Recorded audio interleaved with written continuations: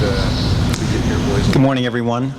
I'm Pat Walsh. This is Vice Admiral Rick Hunt. We're here today to introduce you to the 22nd Rim of the Pacific exercise. We have 14 countries represented here behind me. That will mean about 20 to 22,000 people and over 30 ships and over 100 aircraft that will be participating in exercises off the Hawaiian Islands. For us to be able to hold this exercise today represents a substantial commitment by the countries who are participating and represented here. Our goal is to ensure a reciprocal level of commitment in terms of training opportunities for those who are here. I have deployed and operated with the countries represented here over the course of my career. And I think one of the embedded obligations that we have to each other and what we have learned over time is that we must have training opportunities to pass what we've learned from one generation to the next. We've learned by the sheer challenge of security and stability operations at sea that we must come together from very diverse backgrounds, diverse languages, diverse cultures. We come from different parts of the world where we have different concepts of operating and employment in the regions that we represent. But when it comes to operating at sea, the challenges become very similar. And we cannot assume that we're able to operate in times of need unless we've had these sort of training opportunities. Information sharing is a key enabler. It's a force multiplier. It gives us opportunities when we have the ability to communicate with each other to take full advantage of the respective capabilities that each nation brings to the sea. Operating in a combined environment gives us an opportunity to influence the lives and livelihoods in a constructive and peaceful way for the nations that rely on the sea for their daily lives. I'd like to introduce the exercise commander, Vice Admiral Rick Hunt, for a few comments, and then we'll take your questions. Rick. Thank you, Admiral. It's an honor to stand here before you with the leadership that we have from each of the 14 nations that are represented in the Rim of the Pacific Exercise 2010. As Admiral Walsh said, I think the greatest impact, what we get with an exercise like this, is taking the diversity and experience of the 14 nations, combine it together, make sure it's interoperable, achieve national required training objectives, and then take it to a higher level of training, developing interoperability, interdependence to a certain degree, and being able to work very effectively in a changing dynamic environment that we all exist in today. If you were to go back to the beginning of RIMPAC and say 1971, you would have found the exercise was very blue water oriented.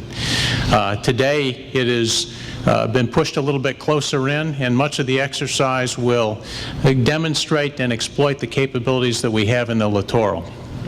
And the nations that we have and the forces that they have brought with them play exactly to that aspect. And so we will have Marines and Army units going from the sea to the beach.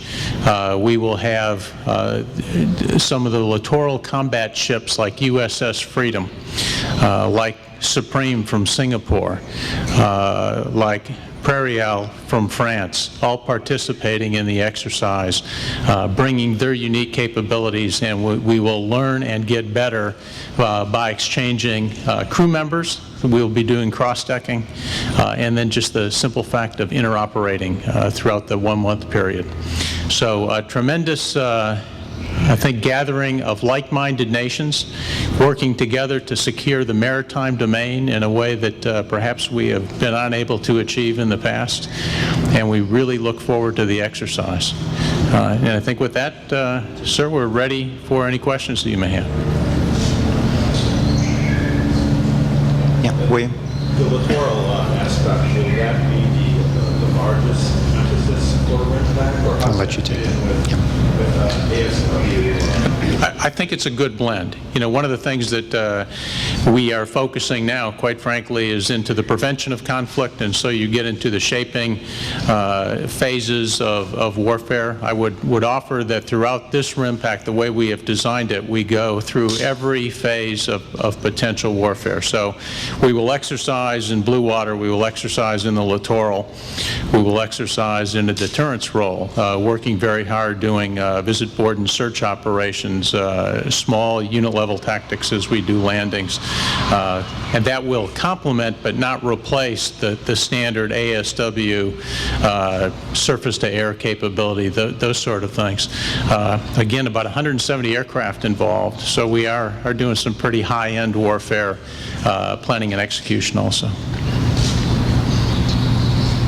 Talk about the significance of having it here in Hawaii, and if there's anything unique or what the importance of having it here.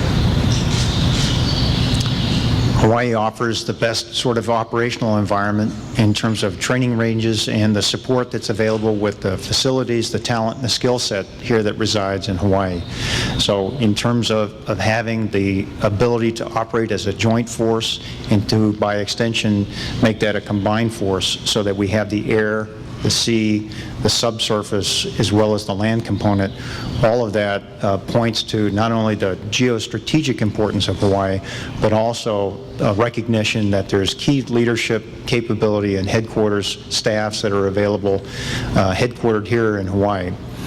To the people of Hawaii, what this means is you'll see an influx of about 20 to 22,000 people, all who have been recently paid, that would like to come spend time in the local economy.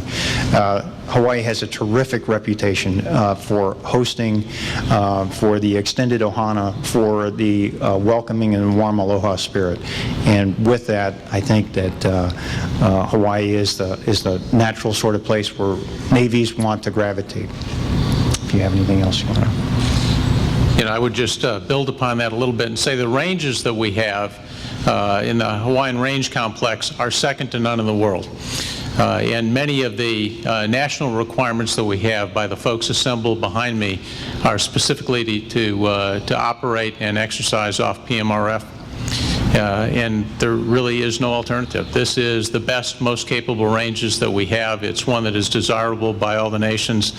And then, quite frankly, coming to Hawaii, there is no better place to enjoy or better liberty in the world than there is right here. If I could just follow up on one point, we conduct this exercise every 2 years, but as soon as this exercise is complete, then planning will start again for the next exercise. And what Hawaii represents is it builds confidence in countries in the rim of the Pacific region because they recognize this is the best place to go for training. In a resource-constrained, economically challenged environment, countries have other choices. And for them to choose to come and to participate here says a lot about Hawaii and the confidence they have in their navies to be able to accomplish all of their objectives.